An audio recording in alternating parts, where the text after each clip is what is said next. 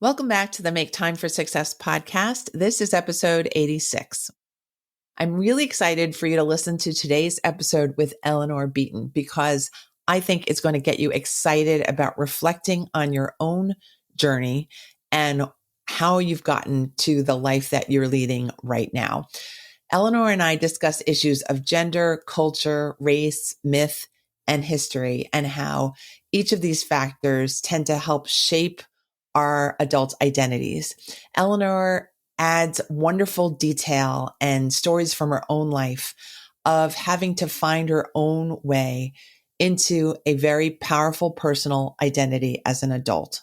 You're going to hear the power in Eleanor's voice and in her stories, but you're also going to hear her beautifully powerful vision for the future for women in business and for our world.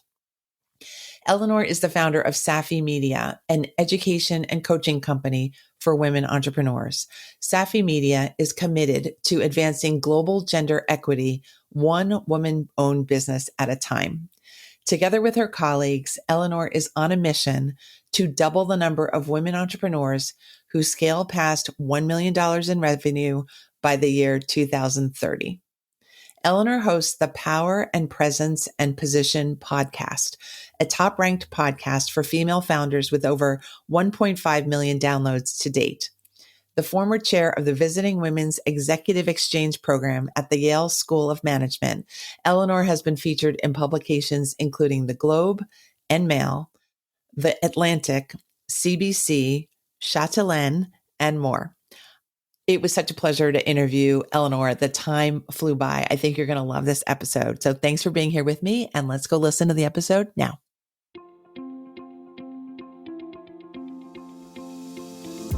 Hi, I'm Dr. Christine Lee, and I'm a psychologist and a procrastination coach. I've helped thousands of people move past procrastination and overwhelm so they could begin working to their potential. In this podcast, you're going to learn powerful strategies for getting your mind, body, and energy to work together so that you can focus on what's really important and accomplish the goals you want to achieve. When you start living within your full power, you're going to see how being productive can be easy and how you can create success on demand. Welcome to the Make Time for Success podcast. Hi, my friends. Hope you're doing well. This is Dr. Lee, and I am here today with a very special guest. Her name is Eleanor Beaton, and she is an educator and a coach and a power person. That's how I'm going to put this. She is someone who has made it her mission to have gender equity in the workplace and in the marketplace and in business. And she is guiding women on that journey and sharing her wisdom, the wisdom that she's gathered over the years in her journey. I can't wait to hear Eleanor's story. I can't wait to introduce her to you. Thank you, Eleanor, for being here. I'm so honored to be here with you and your audience. So let's get going, and let's start out with perhaps what was the original spark that made you interested in gender equity and finding that parity and creating a path for women to really be successful in the marketplace? The spark was my mother's indignation and frustration one day driving me to basketball practice. Literally, it was that. So I grew up, in Eastern Canada.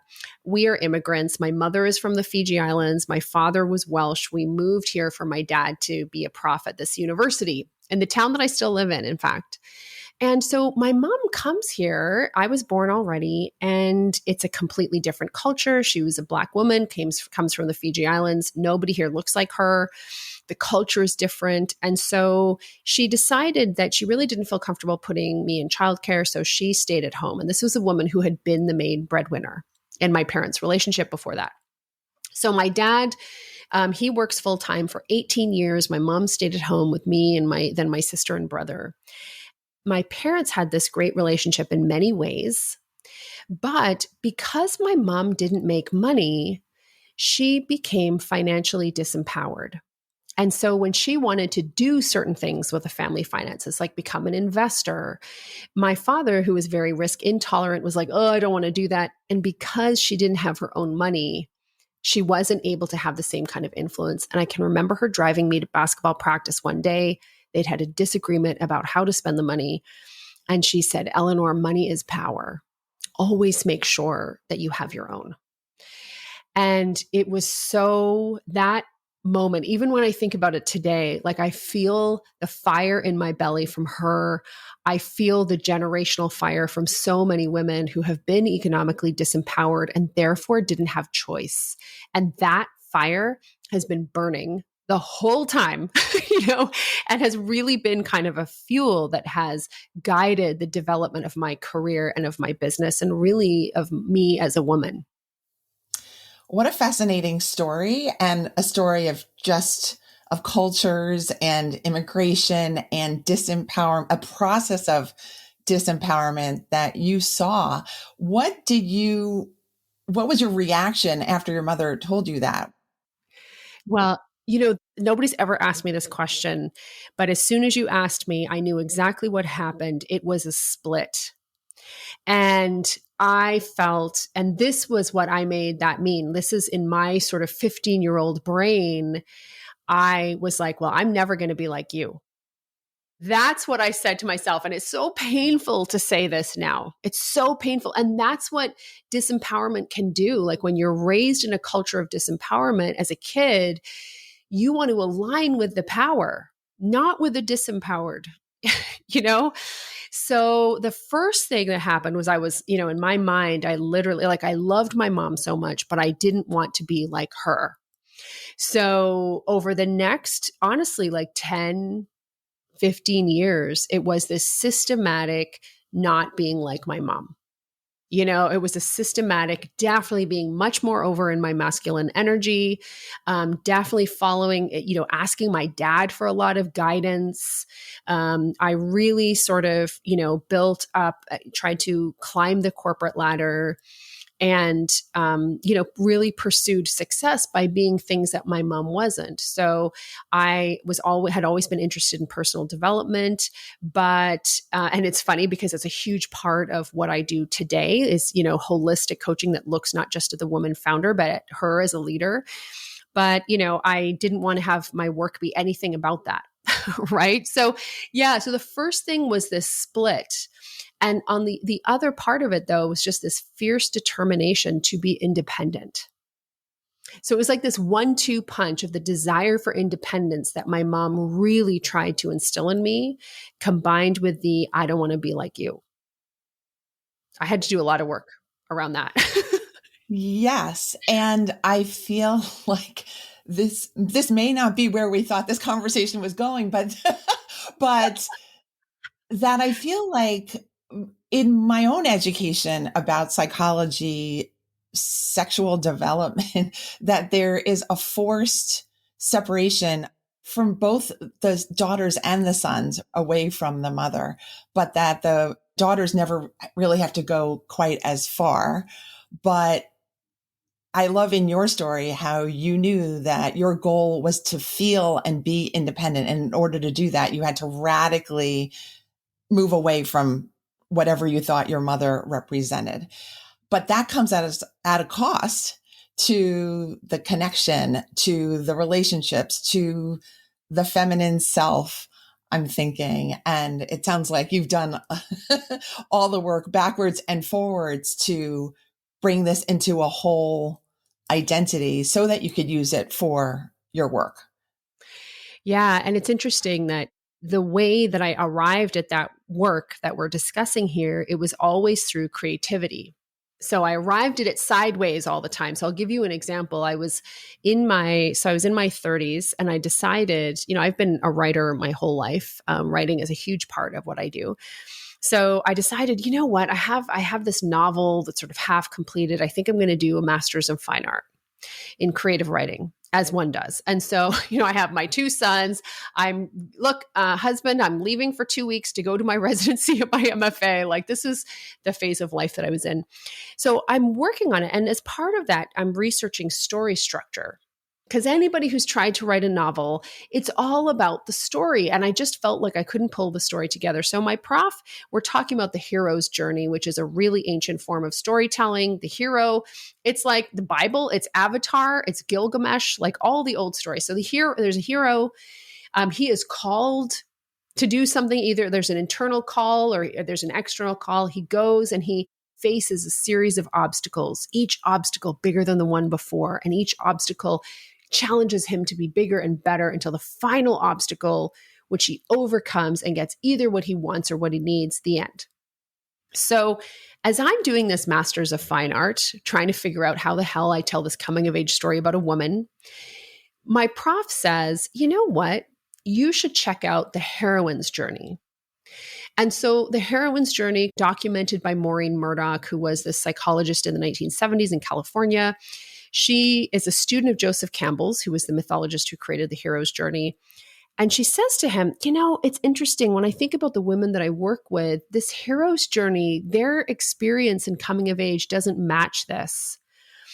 And he's like, no, because in the heroine's journey, the true journey comes. It's like we do the hero's journey first. We go out into the world and we get the things and we arrive at that pinnacle and we're like, this is it? Really? You know? And then it's all about the return. It's the descent into the dark feminine. It's like really going back into ourselves to discover who are we really?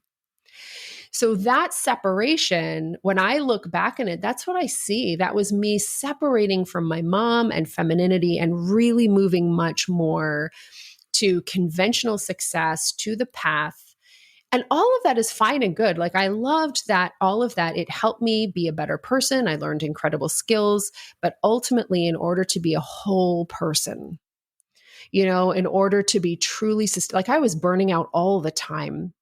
In order to really be able to bring my full self to work, I had to unite with this part of me that I think I really chose to step away from at the age of 14 when I looked at my mom and I said, thank you for the advice. I'm going to use it and I don't want to be like you. Mm-hmm. So what is the heroine's journey now that you've been on it and can reflect backwards? What for you was the difference in terms of the woman's path? Yeah. So as a template. Yeah. And I think that there's the sort of classic heroine's journey. It's a book by Maureen Murdoch and a lot of sort of study into this that I suggest people check out. For me, you know, when I look at the heroine's journey, so growing up, I really was always looking to others for the path and the answers. And I definitely think in part of my development, that sort of mentorship and apprenticeship, like every time I'm learning how to do something new, I go and look at what elders are doing or people who, they don't have to be older than me. They know. And so that's a very valuable part of handing down knowledge. But, you know, I think the big thing for me was attuning more to my own soul and to my own wisdom and trusting and listening to that first before and over and above listening to other people or what expectations were, or even sometimes what my intellect said. So, you know, I would say that one of the biggest, the sort of big kind of evolution for me in terms of really integrating this practice into my life was, you know, I became a coach. And it's interesting that a lot of the coaching model is it can trace its lineage, you know, to Rene Descartes. I think, therefore I am. And that very much of the coaching model, which is very useful and helpful, and I still use it, which is that, you know, there's circumstances which create thoughts, which create feelings, which create action, and your point of power is always in the thought, which is very Rene Descartes. I think, therefore I am. So what was happening is that I was coaching myself all the time. If I had a thought like, this is scary, you know what I mean? Or this is dangerous. And I would start coaching myself out of it. And that was helpful to a place, but I still felt, I guess I can say it was like this split where I still would feel like I was kind of forcing myself or faking it, you know, to get myself to take massive action or whatever. So then I started, under the guidance of a great teacher called Hiro Boga, I really became a lot more interested in this practice of wholeness. And so what would happen is rather than trying to label things as thoughts or gremlins or whatever, I would say to myself, I would experience something like I would hear myself saying something like this, you better hurry up. Like, hey, we gotta handle this quickly. We've got to get on this. It was this energy of we've got to. And rather than being like, that's a limiting thought, I would step back and I would really ask myself, who's saying that?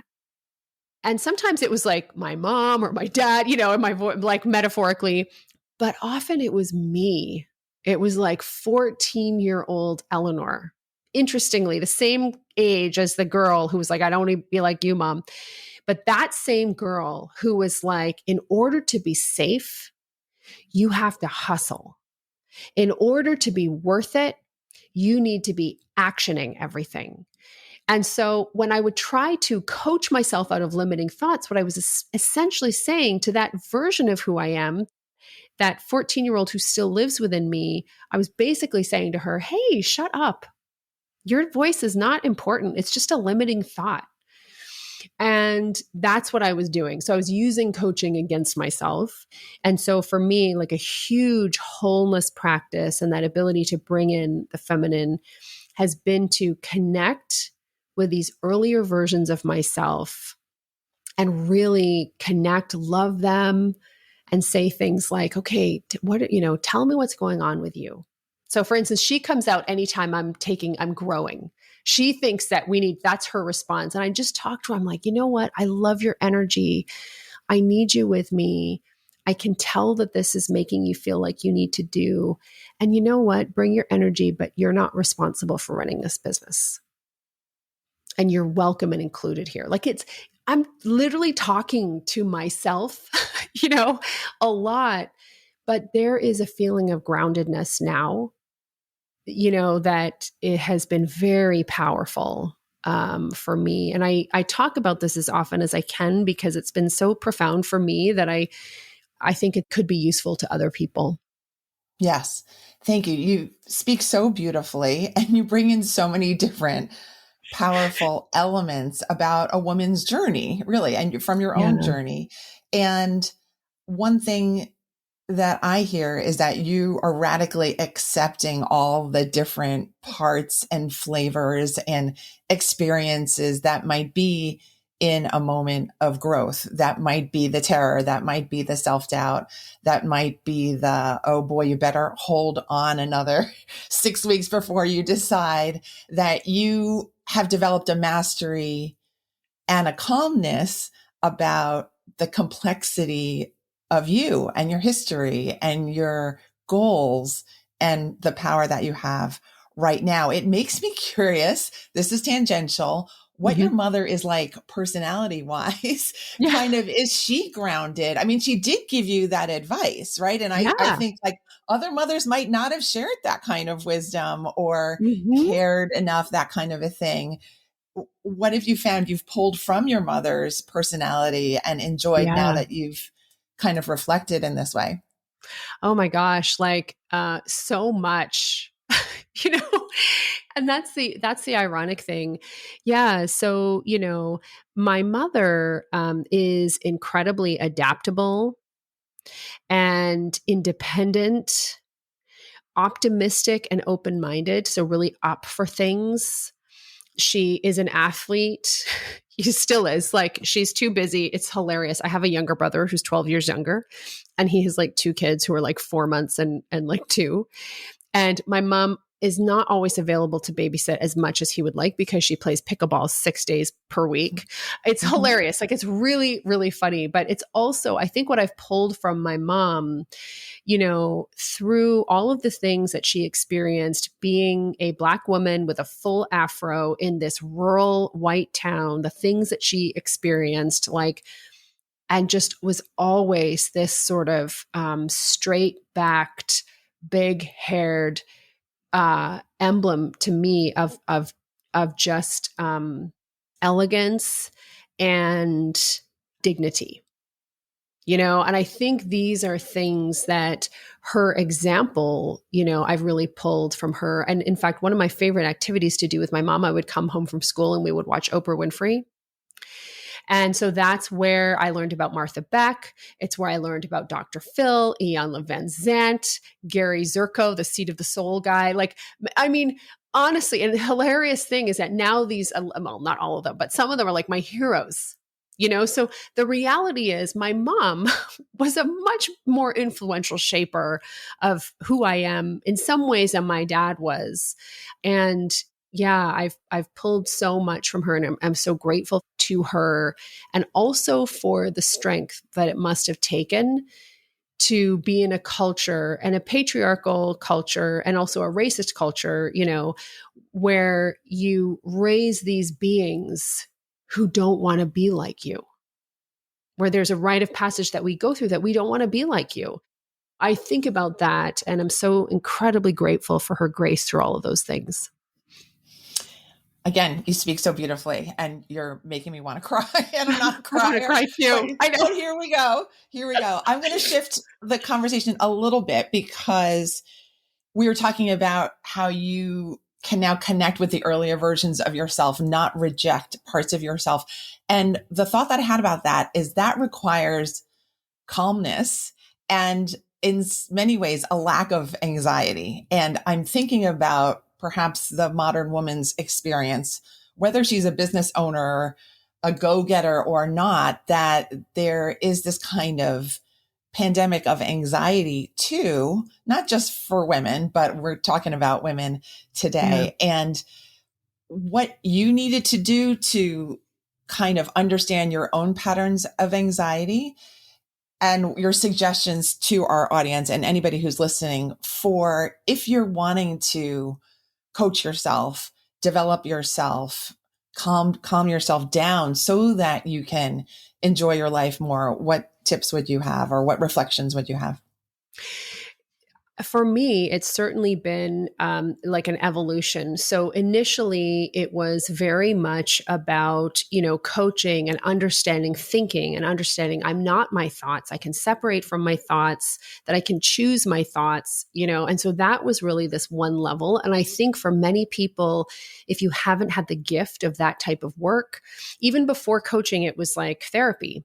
So I was in therapy and learning about cognitive behavioral therapy and learning about that, and then moving into coaching and learning about coaching and getting coached. And then, this wholeness practice. But I would say at this level for me, and I suspect that many of your listeners probably are also, because this is a show about personal development. So they've also probably been on this path with you and I for several years now, maybe more. And, I think for me, the thing that I have learned that has been this next evolution of transformation is understanding energy, like really understanding. And people would talk about energy, and I would be like, I don't know what they're talking about. I don't know. We're in Canada. So I was like, I don't know what they're smoking. It could be, it could be something. So this would happen. I didn't understand or appreciate. But what would happen, and I'll give you an example. So one time I was sitting around a boardroom table, and something was happening that I disagreed with deeply. And I said it. And, anybody who sat around these boardroom tables and you dissent, it's hard to do. And so I disagreed. And all of a sudden I felt frozen. And I hadn't felt this before. I felt totally frozen. And I realized, after, I was like, why did this happen? Like, even as I was trying to coach myself, and for days after, I felt this weight around me for dissenting around something. And I realized afterward, it was an energy thing. That there was all this energy from people. It was like energy against, I was, the only woman at that table. The energy of decades, centuries of, of women not having voices, and I know there are going to be people who are listening to this who are like, what is she talking about? And I'm just like, just wait. Because one day, it's like when you learn the language of energy. And so what happened is, I actually didn't have the skills to be able to protect myself energetically. to be able to understand when in my area is like energy, negative energy, or other people's energy, or energy that has nothing to do with me. I didn't know how to process that, how to determine what's my energy, what's somebody else's energy, how to just release some. I don't have to process anybody else's energy, just to release it. So I think, really energy workers and like finding some good ones who understand, like, again, I love the work of Hiro Boga, like understanding energy workers, how to work with energy has been the next evolution in my personal development to keep me grounded and present. And when I can do that, I feel that I'm able to operate in a way that is true to me. Beautiful. Thank you. I'm a big energy talker. Are you? And Yeah, right. Because not everybody is. And then, like, I used to be like, "What is going?" And now I'm all about it. yeah, So yeah. I think I knew it as a little kid and didn't talk about it like energy, but I was yes, always sensing the thing around the corner. And yeah, that was just always part of me. And it now makes so much more sense to me now that people are speaking in this language in different ways. And you might call it, for our audience, you might call it something else other than energy. But I think what we're sharing today is about the impact we have on each other, not just with words and not just with thoughts, but just with our being and our intention and all of these things that we can't see that I think many people are beginning to speak about more actively. And of course, we're not new at this, but there's a whole new language and influencers and leaders yeah. that you can follow to learn about how do you open up your own energy for more. Who's your favorite person on this? Because I'm always because it's new. Like, this is one of those areas where I'm like, I want to learn more about it. Well, I think I'm going to opt, instead of telling you about a person, I Yeah, think I'm just going to talk about being a psychologist, because yeah. every single person I work with has a very different energy. And so hour to hour, I'm shifting zones of energy within myself to match in some way, loosely speaking, not be the person's complete opposite energy in that hour, is important. And it is work. It is Yeah. work because as I've grown in entrepreneurship and in my own development, my own energy is going in different ways. And sometimes therapy is a fit. Sometimes it's less of a fit these Yeah. days because my mind is on growth all the time and expansion. And sometimes that's not what is needed for the patient, but that's the work of therapy. And I do that carefully. And I learn from that too. I grow within each session so many decades. Yes. After so many decades of doing this, it still is a growth venture because you understand the person more deeply. And in some ways, they understand you and your energy more deeply too. So I think I've been forced by nature of my chosen profession to really sink into what is them, what is me, what is my option here. And I see so many different options because in some way, as a coach or a therapist, part of your valuable role is to be able to hold open the door for all the other possibilities Right. that are there that maybe neither of us can see, but you know what? The door is open. And I remember learning in a couples therapy training that it's the couples therapist's role to hold the possibility of the couple's survival as a possibility. And I really thought that was just about the best piece of That's beautiful. training I could get, because I didn't really, I was Yeah. shying away. I was really running away from couples therapy. I thought it was complex. I thought it was messy, right? And it is. It It is is. Yeah. complex and messy. But I thought, oh, what a nice template to work from, that all I have to do is think, oh, wow, could this really work? Maybe this could work. Maybe they could stay together. Maybe they could find new parts of themselves and each other and their relationship. to work with each other. And actually working with couples is pretty fun too, Yeah. because you get the You sparks brave and the woman. You energy. brave woman. Yeah. Well, thank you. Well, thank you. So I'm inspired by my clients. I'm inspired by also my colleagues in entrepreneurship, people, men and women, who are creating from scratch, who are spending the extra hours, who are digging deep into their own hero or heroine's journey and not backing down, because there's so many different opportunities where you should and could and might, but that we fight that instinct in some ways because there's a broader goal of getting the message out, getting the products out, serving the right people, serving more people. And it's really fun too. I don't mean to say, wow, this, the hero has fun too, right? Yes. We have a lot of fun. The hero and heroine gets to have fun for sure.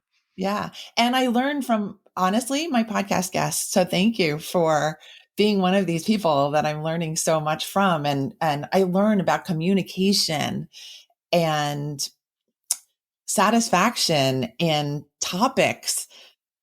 It's all over the place and it's so fun. Yeah, it really is. So I want to switch topics again and talk about what you're doing with your clients right now. Your goal, your big goal, if you could state it here, and kind of what you envision for yourself and your business for the next few years.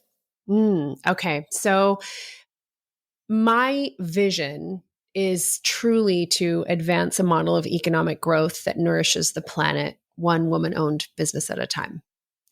And this goes back as well, as much as sort of feminism and the empowerment of women and women leaders has been so key to my being for such a long time, so has the planet. So has the planet. And it's interesting, like I have seen and watched, like the climate change talks. And I see how these, world leaders who say that we really care, who understand that the science is fairly definite, about what's happening with respect to climate change, and they still don't really act as decisively as we might like. And they're not stupid, irrational people. And I don't think it's just that they're power hungry either. I think it's that as a world, we still don't really believe that you can have economic growth without harm to the planet, to people, to habitats. And I refuse to believe that's true. I just refuse. And so I really see that women founders have an opportunity to shape the future of business and what it looks like. So the vision is a true vision for me. Christine, I hope you're there with me. I see myself as a collective with a group of women founders, and we go to the UN and we are just bringing in, I don't know if you saw Miracle on 34th Street when they're bringing in the letters to Santa Claus. Anybody who's seen that movie, there's like loads and loads and loads of letters to Santa Claus. And I see that loads and loads and loads of case studies of women founders who have built businesses that have scaled past 1 million, have had a diverse supply chain, build these incredible teams where it's a workplace culture defined by well-being, contribute tens of millions to the tax base every year, and have done it sustainably. And we go to the UN and we say, economic growth that nourishes the planet is possible.